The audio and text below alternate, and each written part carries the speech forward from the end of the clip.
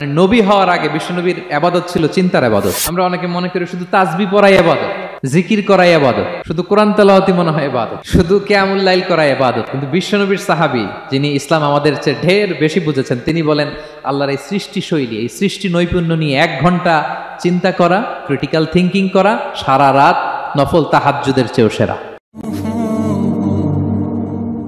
সূরা আলে ইমরানের 190 নম্বর আয়াতে আল্লাহ তাআলা বলেছেন, যারা আকাশ বাতাস পৃথিবী সৃষ্টি নিয়ে চিন্তা করে এবং সর্ব অবস্থায় আল্লাহ তাআলার জিকির করে, ওয়া ইয়াতাফাক্কারুনা ফি খালকিস সামাওয়াতি ওয়াল আরদ, এবং তারা তাফাক্কুর করে, ক্রিটিক্যাল থিঙ্কিং করে, এবং তারা বলে মা খালাকতা হাযা বাতিলা, হে আল্লাহ তুমি অনর্থক কিছু সৃষ্টি করো নাই। মনে রাখবেন, এই পৃথিবীতে আল্লাহ তাআলা অনর্থক কোনো কিছু সৃষ্টি করে নাই, করেছে? যেটাই সৃষ্টি করেছে এটা এর মধ্যে মানব কল্যাণ আছে না নাই? আল্লাহ তাআলা আমাদের জন্য কল্যাণ রেখেছেন। এবং এই আয়াত যখন নাজিল হল, বিষ্ণু ঈসা ইসলাম বললেন, ওয়াইলুন লিমান কারাআহা ওয়া লাম ইয়াতাফাক্কার ফিহা, ধ্বংস তাদের জন্য যারা এই আয়াত তেলাওয়াত করে কিন্তু এই আয়াত নিয়ে চিন্তা করে না, গবেষণা করে না।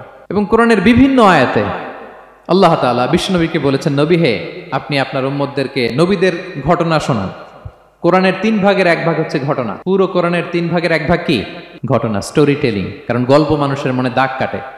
আল্লাহ তাআলা বলেছেন, ফাকসুসিল কসাসা লাআল্লাহুম ইয়াতাফাক্কারুন, নবী হে আপনি তাদেরকে কিচ্ছা শোনান, ঘটনা শোনান, নবীদের কাহিনী শোনান, লাআল্লাহুম ইয়াতাফাক্কারুন, যাতে করে তারা ক্রিটিক্যাল থিঙ্কিং করে। তারা লূত আলাইহিস সালামের কওমের ঘটনা যখন শুনে যে আল্লাহ তাআলা আপসাইড ডাউন করে দিয়েছিলেন, তারা যখন কওমে আদের ঘটনা শুনে, কওমে সামুদের ঘটনা শুনে, তারা যেন চিন্তাশীল হয়। এবং বিশ্বনবীর সাহাবী আবু দারদা রাদিয়াল্লাহু তাআলা আনহু, উনি বলতেন, তাফাক্কুরু সাআতিন খায়রুন মিন কিয়ামি লাইলা, 1 ঘন্টা কেউ যদি আল্লাহর সৃষ্টি নিয়ে চিন্তা করে, সেটা সারা রাত তাহাজ্জুদের সালাত অফার করার চেয়ে উত্তম।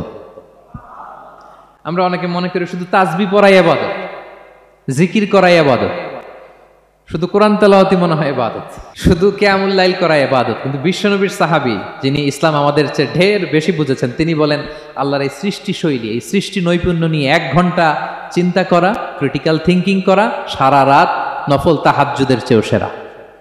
এবার বলেন, আমাদের চিন্তা করার দরকার আছে না নাই? ব্রেনটা খাটাবেন তো? এই যে যারা কনভার্টেড মুসলিম হয়, এরা কিন্তু অনেক চিন্তা ফিকির করে, নিজের সাথে নিজে বোঝাপড়া করে, ক্রিটিক্যাল থিঙ্কিং করে, তাদের অ্যানালজি কাজে লাগিয়ে, আল্লাহর দেয়া ব্রেনকে কাজে লাগিয়ে এরপরে শাহাদা পাঠ করে। এমনি এমনি না। এই যে কিছুদিন আগে আমেরিকান এক পপ স্টার কালেমা পড়ছে না? আপনি জানেন একটা ধর্ম চেঞ্জ করা, একটা ফেইথ চেঞ্জ করা, এটা কত বড় সিদ্ধান্ত?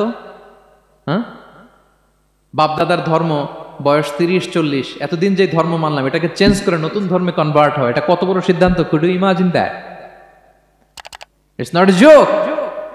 নিজের সাথে নিজের অনেক বোঝাপড়া করতে হয়, তারাই ক্রিটিক্যাল থিঙ্কিং করে। এবং বিষ্ণু ঈসা ইসলাম, উনি নবী হওয়ার আগেও এই চিন্তার ইবাদত করতেন। তিনি হেরা গুহায় চলে যেতেন, কাবা থেকে 6 কিলোমিটার উত্তরে, 634 মিটার উঁচু, যা বলে নূরের উপরে একটা কেইভ আছে, গুহা, এটার নাম হচ্ছে গারে হেরা। ওখানে বসে বসে তিনি এই চিন্তা করতেন। তার মানে নবী হওয়ার আগে বিশ্বনবীর ইবাদত ছিল চিন্তার ইবাদত। নবী হিসেবে অ্যাসাইন্ড হওয়ার আগে বিশ্বনবীর ইবাদত কি ছিল বলেন তো? নামাজ পড়া, কোরআন তেলাওয়াত করা।